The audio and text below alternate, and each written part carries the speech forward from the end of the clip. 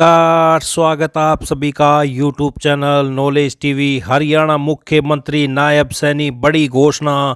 हरियाणा वासियों के लिए चंडीगढ़ से बड़ा आदेश जारी। 14 बड़ी घोषणा आदेश ऐलान। बीपीएल नई योजना मौसम और सभी घोषणाएं बड़ी अपडेट। क्या है पूरी जानकारी आइए देखते हैं। हरियाणा की सबसे तेज सबसे सटीक जानकारी के लिए यूट्यूब चैनल नॉलेज टीवी को सब्सक्राइब करना ना भूलें। तो आइए देखते हैं हरियाणा मुख्यमंत्री 14 बड़ी खबरें घोषणा ऐलान। पहली बड़ी घोषणा, राज्य सरकार ने ग्रामीण सफाई कर्मियों के लिए बड़ी घोषणा की है। राज्य सरकार ने ग्रामीण सफाई कर्मचारियों के मानदेय में 1,000 रुपये की बढ़ोतरी की है। अब 15,000 की बजाय 16,000 रुपये मासिक मानदेय मिलेगा। इसका 11,000 कर्मचारियों को लाभ मिलेगा। इसे लेकर विकास एवं पंचायत विभाग द्वारा सभी डीसी, सीईओ, जिला परिषद, सभी डीडीपीओ व बीडीपीओ को आदेश जारी कर दिए हैं। तो ग्रामीण सफाई कर्मियों के मानदेय में 1,000 रुपये की बढ़ोतरी की गई है। तो ये बड़ी अपडेट सभी के लिए। आइए अगली बड़ी घोषणा देखते हैं। औद्योगिक व कॉमर्शियल संस्थानों में कार्यरत श्रमिकों की दृष्टि कमजोर होने पर चश्मा खरीदने के लिए राज्य सरकार 1,500 रुपये की राशि देती है। यदि चश्मे की कीमत 1,500 रुपये से कम होगी तो चश्मे की वास्तविक कीमत देने का प्रावधान है। योजना का लाभ श्रमिक या उसके आश्रित को दिया जाता है। श्रमिकों को 5 साल में एक बार यह वित्तीय सहायता दी जाती है। प्रार्थी को डॉक्टरी प्रमाण पत्र, चश्मा खरीदने का बिल, रसीद अपलोड करनी होगी। श्रमिक अंडरटेकिंग अपलोड करेगा कि उसने योजना का लाभ पहले नहीं लिया। डॉक्टर की प्रिस्क्रिप्शन उपरांत चश्मा खरीदने के बिल की तिथि से 3 महीने के अंदर आवेदन प्रस्तुत करना होगा। श्रमिक के परिवार के सदस्य आश्रित को आवेदन करने के लिए आवेदन के साथ श्रमिक पर आश्रित होने का प्रमाण जैसे राशन आदि की प्रति अपलोड करनी होगी। श्रमिक की सेवा अवधि कम से कम 1 वर्ष होनी चाहिए। उसका मासिक वेतन 25,000 रुपये से अधिक नहीं होना चाहिए। योजना में लाभ लेने के लिए सरल पोर्टल पर आवेदन करना होगा। तो चश्मा खरीदने के लिए श्रमिकों को 1,500 रुपये देती है सरकार। औद्योगिक अंशदाता श्रमिकों के लिए योजना। तो ये बड़ी अपडेट आई। अगली बड़ी घोषणा देखते हैं। अब अप्रैल तक नए परिवार पहचान पत्र बनवाने के लिए विकल्प खुलने की संभावना है। इसके बाद किसी भी परिवार का सदस्य अपनी अलग से फैमिली आईडी बनवा सकेगा। फिलहाल मानव सूचना एवं संसाधन विभाग क्रीड ने अनचाहे सदस्य को परिवार पहचान पत्र से हटाने, नया सदस्य जोड़ने व परिवार सदस्य की अलग फैमिली आईडी का विकल्प बंद किया हुआ है। तो ऐसे में भिवानी जिले में करीब 1,500 से अधिक परिवार प्रभावित हो रहे हैं। तो अप्रैल तक खुलेगा पीपीपी नए बनाने का विकल्प। अलग आईडी बनवा सकेंगे कोई भी सदस्य। तो बिजली बिल भी कम दे रहा है। कम आमदनी वाले परिवारों को झटका। परिवार पहचान पत्र में दर्ज बिजली बिल कनेक्शन से अगर सालाना 20,000 से ज़्यादा का बिल भुगतान किया जा रहा है तो ऐसे परिवार भी बीपीएल सूची से बाहर हो रहे हैं। यानी बिजली बिल भी अपने कम आमदनी वाले परिवारों को झटका दे रहा है। यानी जिन परिवार पहचान पत्रों में से एक से ज़्यादा बिजली मीटर है और उनका औसतन बिल भुगतान भी 20,000 का आंकड़ा पार करता है तो उसे भी बीपीएल से बाहर किया जा रहा है। 100 वर्ग गज का घर और 2 एकड़ पर भी बीपीएल से बाहर। क्रीड के डाटा अपडेट के साथ ही बीपीएल परिवारों के लिए सरकार परिवार पहचान पत्र में सालाना आमदनी के मानक भी तय कर रही है। शहरी दायरे में अगर किसी के पास 100 वर्ग गज का प्लाट या मकान है तो उसका बीपीएल सूची से नाम कट रहा है। इसी तरह गांव में 2 एकड़ से अधिक भूमि वाले किसान भी बीपीएल से हट रहे हैं। तो ये जल्दी ही नई आईडी परिवार पहचान पत्र बनाने का विकल्प खुल जाएगा। ये अगली बड़ी घोषणा देखते हैं। तो सरकार की ओर से जारी होने वाली बीपीएल सूची में पिछले कुछ महीने से लगातार बड़ा उलटफेर हो रहा है। कभी बीपीएल धारकों की संख्या बढ़ जाती है तो कभी घट जाती है। तो जब डिपो पे राशन लेने पहुंचते हैं और अंगूठे का मिलान बंद नहीं होता, इसके बाद लोगों ने सीएससी सेंटर पर रिक्वेस्ट डाली। उसके बाद एडीसी कार्यालय में आना शुरू किया। किसी की पीपीपी में नाम गलत दर्ज तो किसी की आय गलत दिखा रखी। इसके चलते बुजुर्गों की बुढ़ापा पेंशन नहीं बन पा रही है तो राशन भी मिलना बंद हो गया है। तो ये बड़ी अपडेट सामने आ रही है। बीपीएल वेरिफिकेशन का कार्य जारी है। तो ये आप देख सकते हैं सरकार बीपीएल सभी धारकों की वेरिफिकेशन करवाई जा रही है। तो ये आप देख सकते हैं क्रीड कंपनी पीपीपी के आधार पर रैंडमली सूची बनाती है और टीम मौके पर जाकर सर्वे करती है। तो ये बड़ी अपडेट आई। अगली बड़ी घोषणा देखते हैं।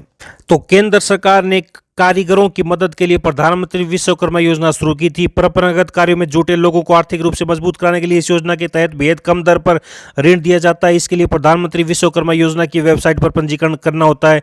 इसके बाद विभागीय स्तर पर आवेदनों की जांच होती है। बैंक लोन के लिए आवेदकों को जरूरी दस्तावेज भी अपलोड करने होते हैं। 3 स्तर पर जाँच के बाद आवेदन ऋण के लिए स्वीकृत होता है। तो ये आप देख सकते हैं कारीगरों के हुनर पर कागजी औपचारिकताएं भारी, नहीं मिल पा रहा है ऋण। तो ये ऋण लेने में दिक्कत आ रही है। करीब 98% आवेदकों को बैंक ऋण नहीं मिल रहा है। दिसंबर 2024 तक प्रदेश के करीब 7,01,758 लोगों ने आवेदन किया, जिनमें से 13,601 आवेदकों को ही ऋण मिल सका है। हिसार में सबसे ज़्यादा 2,803 लोगों को लोन मिला है। तो ये पीएम विश्वकर्मा योजना बड़ी अपडेट आई। अगली बड़ी घोषणा देखते हैं। तो 1443 अनुबंधित सहायक प्रोफेसर ने एक बार फिर मांग रखी है कि सेवा सुरक्षा की मांग की जाए उनकी भी। तो आप ये देख सकते हैं, कानून बनाकर रोजगार सुरक्षित किया जा सके, तो ये उनकी मांग है। आइए अगली बड़ी अपडेट देखते हैं। तो मुख्यमंत्री ने फिर बड़ा बयान दिया है। अगले 5 वर्षों में 2 लाख पक्की नौकरियां देने का लक्ष्य उन्होंने बताया है। विदेश में नौकरी चाहने वाले युवाओं की मदद के लिए भी विदेश सहयोग विभाग बनाया जाएगा।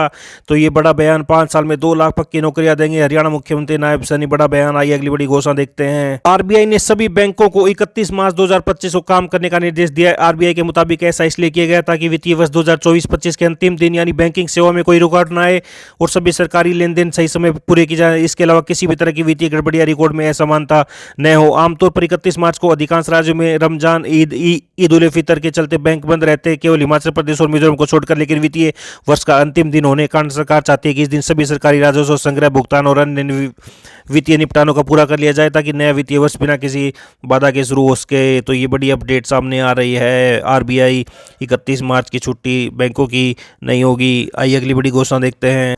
तो हरियाणा में सीईटी के पंजीकरण के लिए क्या क्या डॉक्यूमेंट चाहिए, लिस्ट जारी कर दी गई है। जन्म तिथि दर्शाने वाला 10वीं का प्रमाण पत्र, जाति प्रमाण पत्र, अच्छी श्रेणी वाला नवीनतम फोटो, अभ्यर्थी के स्कैन हस्ताक्षर, अनुभव प्रमाण पत्र, आयु में छूट का लाभ लेने के लिए दिव्यांग उम्मीदवारों के लिए प्रमाण पत्र, भूतपूर्व सैनिक के लिए डिस्चार्ज प्रमाण पत्र, डिस्चार्ज बुक और ईएसएम, विकलांग ईएसएम के परिवार के सदस्यों के लिए पात्रता प्रमाण पत्र, स्वतंत्रता सेनानी के बच्चों, पौत्र पौत्रियों, आश्रितों के लिए प्रमाण पत्र, हरियाणा निवासी प्रमाण पत्र यदि लागू हो, नवीनतम ईडब्ल्यूएस प्रमाण पत्र, नवीनतम BCA BCB certificate, sports graduation प्रमाण पत्र, आधार कार्ड, परिवार पहचान पत्र। तो सीईटी के लिए जल्द खुलेगा पोर्टल, ये कहा है एसएससी चेयरमैन ने। अप्रैल के आखिर में नई सीईटी का पेपर होने की संभावना है। आइए अगली बड़ी घोषणा देखते हैं। गेहूं की खरीद न्यूनतम समर्थन मूल्य पर करने के लिए सरकार ने प्रदेश में मंडियां व खरीद केंद्र निर्धारित किए हैं। सरकार ने 417 मंडियां व खरीद केंद्र निर्धारित किए हैं। साथ ही मंडी लेबर कॉन्ट्रैक्टर व मंडी ट्रांसपोर्ट कॉन्ट्रैक्टर पॉलिसी भी जारी कर दी है। तो गेहूं खरीद को 417 मंडियां निर्धारित, 30%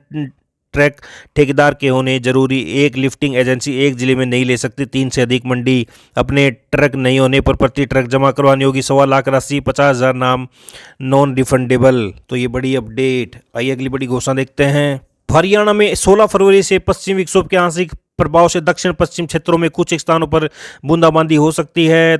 तो हरियाणा में 16 फरवरी को बारिश के आसार हैं। आइए अगली बड़ी घोषणा देखते हैं। हरियाणा सरकार प्रदेश के स्कूलों के समय में बदलाव कर दिया है। सर्दियों के दिनों में स्कूल सुबह लेट खुलते थे, लेकिन टाइम टेबल बदल दिया गया। विभाग की तरफ से जारी आदेशों के तहत सोमवार से सुबह 8 से 2:30 बजे तक। तो ये आप देख सकते हैं, सिंगल शिफ्ट में लगने वाले स्कूल अब सुबह 9:30 के बजाय सुबह 8 बजे से लगेंगे। स्कूलों की छुट्टी 3:30 के बजाय 2:30 बजे होगी।